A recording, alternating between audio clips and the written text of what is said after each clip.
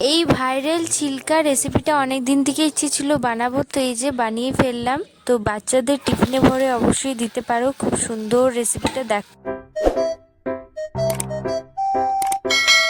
এই ভাইরাল ফুডটা আমার অনেক দিন থেকে ইচ্ছে ছিল যে বানাবো আর আপনাদের সাথে শেয়ার করব।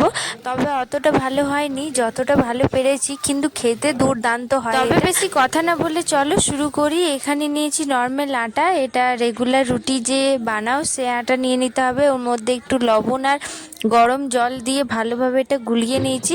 প্রায় 2 ঘন্টার মতো এটা আমি রেখে দিয়েছিলাম রেস্টে। তারপর এখানে আমি ননস্টিকের প্যানে একটু পারা সর্ষের তেল বা সাদা তেল দিয়ে দিতে পারো। তারপরে আটার মিশ্রণটা 1 চামচ দিয়ে দিতে হবে। তারপর ওর ওপর থেকে কটা আলু আর পেঁয়াজ কুচিয়ে নিয়েছিলাম আগে আমি গোল গোল, আর একটু লঙ্কা দিচ্ছি কারণ ঝালটা একটু বেশি ভালো লাগে তাই। তারপর দিয়ে ওটা ভালোভাবে একটু সর্ষের তেল দিয়ে ঢাকা দিয়ে দিয়ে উল্টে পাল্টে ভালোভাবে এটা কিন্তু আমি সেঁকে নেব। আর এই জিনিসটা আমি সিরিয়াস বলছি, ভীষণ ভালো লাগে খেতে। মুখের মধ্যে যে আলু পেঁয়াজ লঙ্কা পড়ে সেটা কিন্তু দুর্দান্ত হয় খেতে। অবশ্যই এই রেসিপিটা বাড়িতে একবার হলেও ট্রাই করবেন, ভীষণ ভালো হয় খেতে। আর এটাতে কিন্তু আমি ঢাকা দিচ্ছি না, এরকমই আমার কিন্তু আলুটা সেদ্ধ হয়ে গিয়েছে বেশ ভালো করে। তো এটা হয়ে গেছে, এটা আবার নামিয়ে দেব।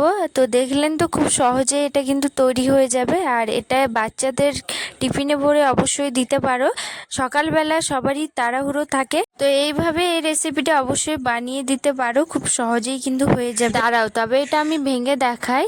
তো এটা না আমি হাতে করে মুড়ে দেখাচ্ছি, জিনিসটা একদম ভেঙে যাচ্ছে না, একদম সফটভাবে মানে চিটে আছে জিনিসটা, খুব সুন্দর একটা জিনিস। তাহলে দেখলেন তো খুব সুন্দরভাবে এটা হয়ে যাবে।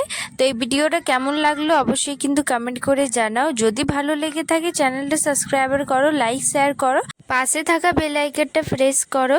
তো ততক্ষণের জন্য বাই, সবাই ভালো থেকো, রাধে রাধে, সুস্থ থেকো, সাবধানে থেকো, বাই।